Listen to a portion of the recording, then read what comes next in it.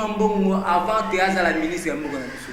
C'est pour vous dire que nous te mettons en garde des ambanants Souka, Albert Petit Antoine Golobawa, était le Mondo a porté une plainte contre les connus dans la cour en cassation. Il a porté une plainte contre les connus par rapport.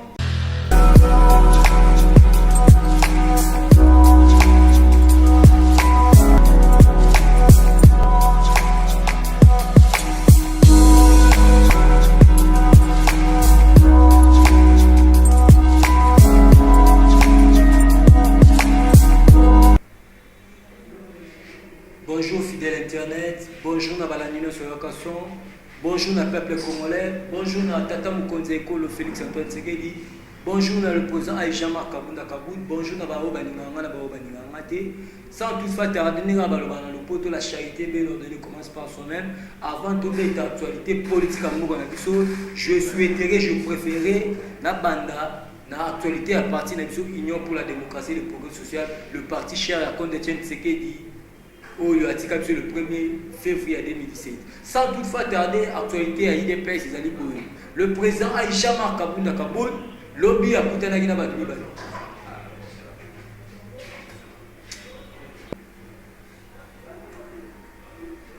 Bonjour fidèle internet, bonjour Nabalanino sur Location TV, bonjour na peuple congolais, bonjour na Tata Mukonzi Ekolo, bon retour à Félix Antoine Tshisekedi, chef de l'État.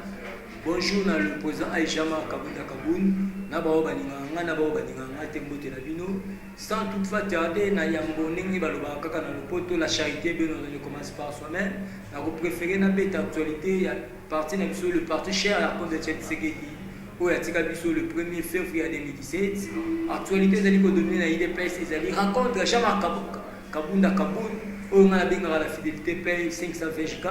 Akutanaki na représentant ya Russie au toliko benga ambassadeur na kombo ya Bordan Novaki oyo akutanaki na tata Mukonzi ya IDPS le président Aïcha Makabunda Kaboul basolo la qui na eu des échanges fructueux.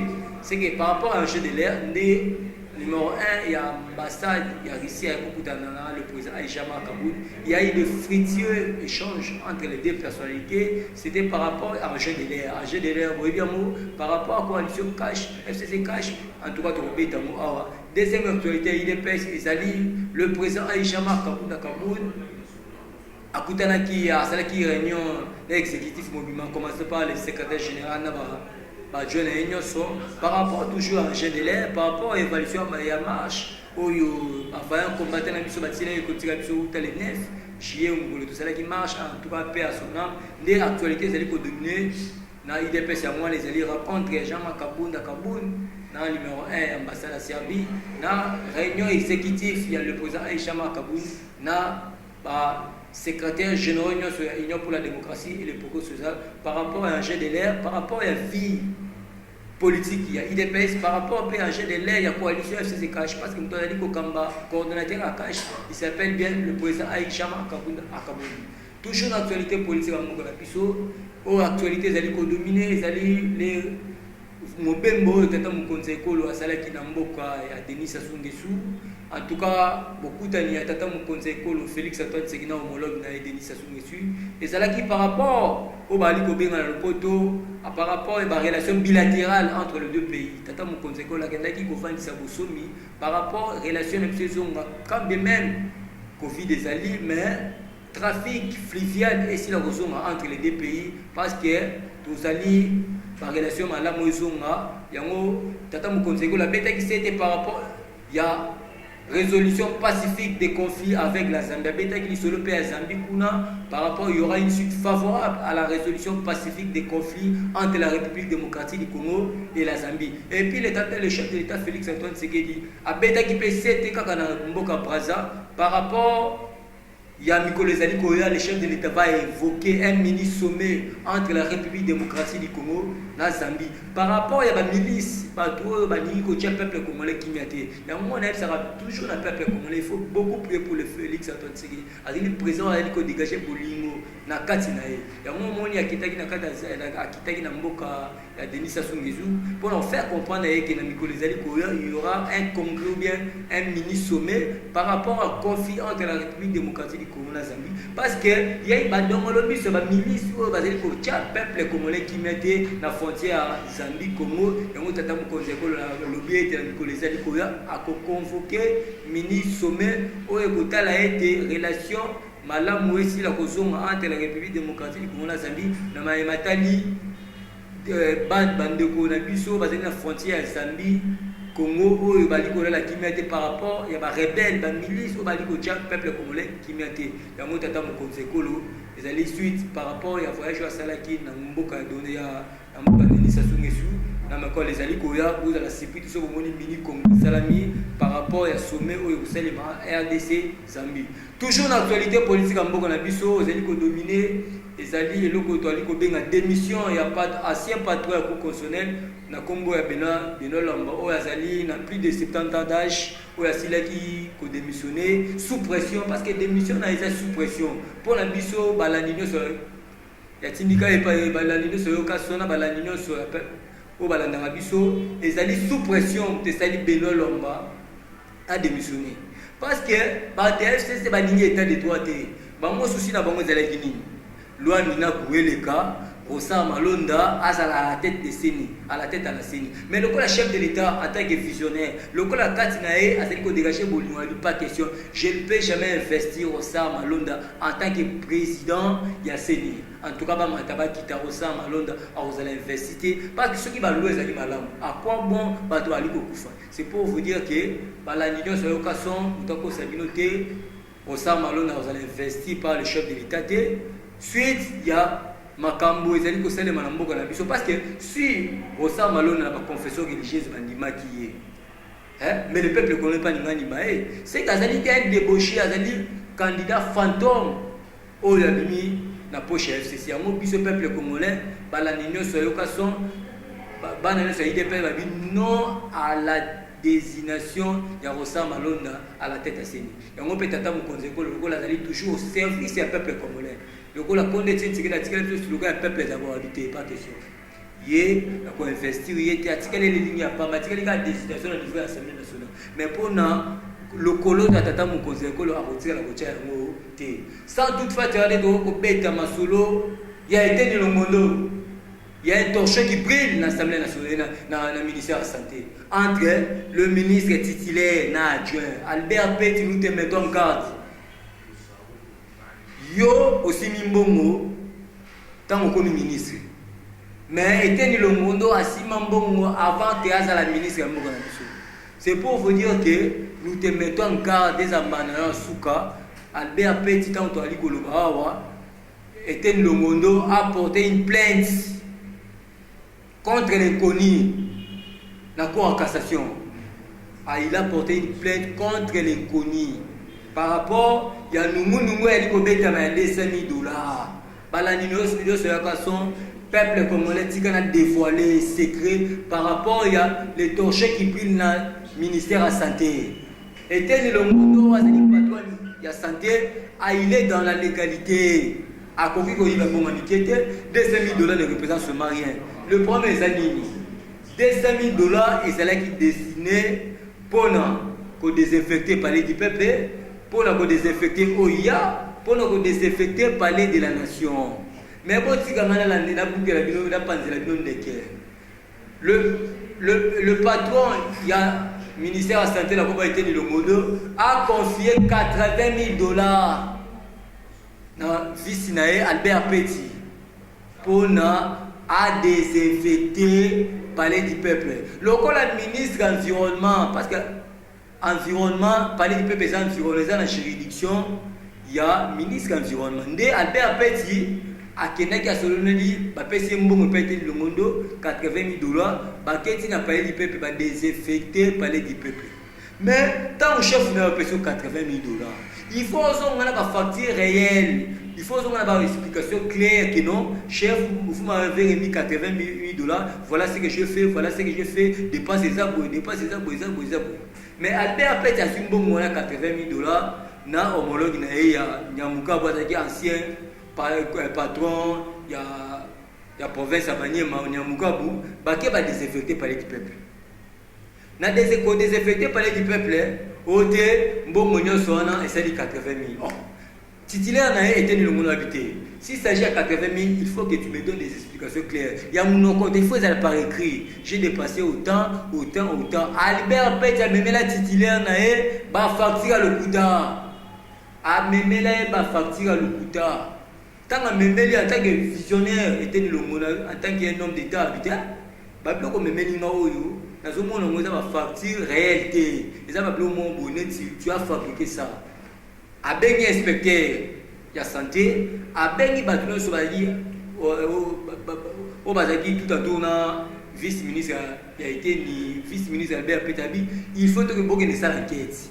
Enquête wana o yoka ministre était ni longonda pesaki na vice-ministre na ye. Albert Petaboy abi jamais yoko continue na ça enquête ba fati na pesi wana eza yango. Tangu ministre titulaire Azongisele ba facture, Albert Pet a kata ba facture wana. C'est pour te dire que 80 000 $ wana et si la kosala musala na ndenge sengilité. Mbongo wana Albert Pet na Nyambukabu na batu na nyonso basila kolia yango. Pas désinfecter, pas est-ce que vous trouvez ça normal pour désinfecter palais du peuple? Il faut 80 000 $, c'est faux. Et puis 120 000 $. Dans le pays, les sous titulaires n'a été le monoté, il faut payer 120 000 $, tout continuer à s'arrêter. Nous n'avons pas question à petit, le beau qu'on a besoin pas question. Yondo Zaliboé, je te vois aux assispés. Il faut payer une explication claire à l'immédiat des échanges de paroles entre titulaires et vice-naï. Il y a un mot de Senga, na patron du gouvernement, lui, a sanctionné vice. Parce qu'il a dit non-respect des consignes, il n'a pas respecté la hiérarchie. Et tel le monde, il n'est pas volaire. 120 000 $ à Tigala Kinango, à Tinda Kiamona OIA, et c'est le Moussala, Nini Balanine sur la façon. Dans le cas de 120 000 $ et Tigala qui, on a désinfecté le palais de la nation, on a désinfecté l'OIA, et si la Tata Moukonzeko la Vandaka. De 120 000 $, et ça dit Moussala dengue sengeli. Mais selon c'est OIA n'a parlé de la nation et n'a parlé du peuple. Parler du peuple côté na OIA 4 fois, mais OIA il est 50 000 $. Parler de la nation il est 50 000 $. Mais vous trouvez ça normal parler du peuple quand Moko il y a 80 000 $. Et puis Albert Pet il a été dit le monde a accéléré 120 000 $ pour nous désinfecter parler du peuple. Il y a moins été dit le monde dans un boy donc qui va rimer. À qui corrompre le syndicat pour désavouer le ministre qui était le monde. Or, était le monde, il fut patron ou avant qu'il y ait la ministre de la Santé. À ce moment, avant qu'il y ait la ministre de la Santé, avant la poto, avant qu'il y ait la ministre de la Santé. Mais Albert Pet a suivi le pango quand on a comme ministre. Et le point, mes amis, Albert Pet, à mon avis, qui était le monde à mafier.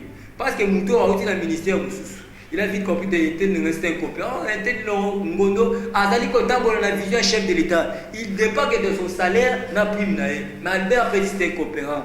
Moussi Naïzaki était le monde, ça l'appelle mafia. Le coup était le monde, il est mafia, dès au moins il torchait d'aller privé dans le ministère de la Santé. Le moment où il était le monde a porté plainte contre les connus, pendant la salle, il lui était à ça le problème. Nzambe, comme Dieu est grand, bon, on va désinfecter. Palais de la nation OIA et ça m'a beaucoup été le monde allié à moté mutako sabino teta mutali kolubawa audit des ali ko sale mais pas inspecter la santé n'a pas inspecter la finance musale les ali ko salema je crois dans quelques jours awa rapport et cobimatore ba été est-ce qu'il était le monde ça moui ou bien moui mais c'est que moi je sais na balanio sur la peuple commun les ali de Albert Petit ndé azali ko sali personnalité à ministre qui était le monde ou azali ministre de la santé. Or, Albert Petit, il est là, il a biso, ma preuve tangible était, palpable était convaincante, dans Moussala, qui n'est pas titulaire. 80 000 $, tu as fait avec ça quoi? Si avéré ou désinfecté par les peuples. Mais amène-nous le facture réel. Tu as fait les travaux correctement. Or, bon, voilà, ce qu'on dit, aller mon côté, aller là, ma collaborateur, aller à mon père ministre de l'environnement. C'est pour vous dire que l'union sort, pour faire sa confiance à Tata Moukonze Ekolo, pour faire sa confiance à ministre qui était dans le monde, à coquille jamais couler à mon amitié. 80 000 $, 200 000 $, ne représentent seulement rien envers était dans le monde. En tout cas, toujours c'est l'audit Salima. Je crois, je suis sûr et certain, pour Albert après démissionner, et puis on va l'arrêter. Parce que détournement à Zanikolo été le monde a yibi et c'est un motif. Et puis, dans ce sens-là, on a bien fait même un médecin, nous sommes désavoué, le ministre était dans le monde, il est innocent. Maramounion sort, et si ils sont à disposition du gouvernement, si ça joue au foot à prime, au foot à bino, mais pour l'instant, bon, on a le limité, vous allez calme, botika, la diabolisation, était le monde, c'est mafieux au boéboité. Les infirmiers à Congo et vos apaisements, les médecins qui sont passés dans la période de la Covid-19, ils sont passés dans la bango, par le foot à bino, bon, et puis, botika, on a le bas. Albert Petit n'a pas médecin au basali de la Covid-19. Il y a eu des médecins fictifs, médecins qui ont combo, mais pas bon, on a raté. Et moi, j'étais dans mon attaque de physiothérapie, moi j'aimerais dans mon médecin. C'est là où cause encore un problème. Dans bon, il y a la journée de la femme. Plus de 100 maputa étaient nani Albert Petit. Atika la commission maputa on a été, tout bazali ko se plaindre dans la secrétariat de santé, tout bazali ko se plaindre dans la cabinet de santé. C'est pour te dire que Albert Petit c'était mafieux, azali de ko sala ba mécanisme nyo pour ba avouer ministre était ni le monde, ya on a aussi na ba médecin et vos apaisements, ba prime na bino za niveau ministère de santé té, ezali na ministère, ezali niveau gouvernement il faut ministre budget ministère à élaborer, à tenir la finance, n'est pas foutu bino. Ministre de la Santé, à gérer la finance, à gérer le budget. Marabouno, on va élaborer le budget. Et puis, à tenir la finance, on exécute. Pour l'instant, le ministre a été ni le monde, à les primes de bino, et puis, dans les communes, à mon niveau, a été. Et vos apaisements, pour soutenir hier, à certains visionnaires, à certains qu'on a vu le médecin. Mais tout Albert Petit, les médecins, c'est pour te dire qu'à beaucoup de vous allez même corps, à l'océan, à la patient, il fera des bonnes choses, à Nicolas. Pour la aussi pour la démission, il y a Benoît Lamba, pour la biso peuple comme les victoire, parce que Tata Batou a combien la troisième âge, parce qu'on n'a pas eu une erreur. En 2011, Benoît Lamba a évacué Tata Mouko et Kondo Tchen Segui de gagner l'élection. Mais le coup, la Zaki est sous pression, à l'époque, on était dans la dictature. Ce qui était Kondo Tchen Segui, le président de Ramba Boumbaï. Mais le coup, grâce à l'événement, Félix Antoine Tshisekedi, chef de l'État, a boyé à la Sali.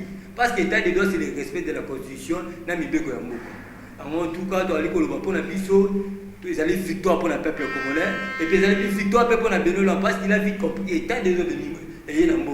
Et puis, pour la Maïmatali, Vital Kameri, le 24 awa, tous les 5 ans, la chute à ça, Biso IDPS, nous sommes ni de loin ni de près, Tata Moukoze, ni de loin ni de près, que la justice puisse faire son travail correctement. En tout cas, il a révéré que Kamera Sambi bien, il sera acquitté. Sera révéré que Sambi Mabé, à la condamné. En tout cas, Zamba Soumayo, Samba Gito, comme ils ont Sambi Mabé, à la condamné. Que la justice puisse faire son travail correctement. Parce que l'article 151 constitue le pouvoir exécutif, le pouvoir législatif ne peut jamais s'ingérer au pouvoir judiciaire. Pour l'instant, grâce à vraiment Félix Antoine Tshisekedi, la justice est indépendante. Vital Kamerhe, Soko Sambi Gitogo, vous allez la quitter, mais Soko Sambi Mabé, vous allez la condamner. Notre problème, vous allez observer les observateurs. En tout cas, on n'est pas contre toi, mais on est en train de défendre les antivaleurs. Mais pour la coalition, il y a un accord en habitude entre IDPS, mais la personne de Vital Kamerhe a dit reprocher pour le détournement des deniers publics. À Samba Kitoko le 24, mais soit Sambi Mabé, à la condamner, mais soit Sambi Kitoko à la quitter. Que Dieu bénisse la République démocratique du Congo, que Dieu bénisse le président Aïcha Kabounda Kaboud, que Dieu bénisse le président Félix Antoine Tshisekedi. Bon retour na tata mokonzi le Félix Antoine Tshisekedi. En tout cas bandeko nanga nyoso c'est dit kisika. En tout cas ndeko nanga benganga je suis sur WhatsApp. Maman nanga kapinga kazadi na Belgique bambote belé. Ndeko nanga alebité na Belgique bambote belé. Maman nanga Marie José Mbombo na Suède bambote belé. Na bao baninganga na bao baninganga te. La pesi mbote na Bénédicte Mwanza bambote belé. La pesi mbote na ndeko nanga Kabedi Moussassa bambote belé. En tout cas que Dieu bénisse na bandeko nyoso na tangi na bao tangi ke. La pesi mbote na caméraman Pati Pachego. La pesi mbote na réalisateur Taylor Mouluma bambote belé. En tout cas que Dieu bénisse la République démocratique du Congo. Ceux qui ont besoin de contacter nga bobinga na plus 243 81 99 18 616 plus 243 81 99 18 616. Je suis sur WhatsApp. Ndeko nanga Sergio Kizika. En tout cas, benganga to solula. Là la mambe belore bisayo. Que Dieu bénisse la République démocratique du Congo. Bye bye, bye bye.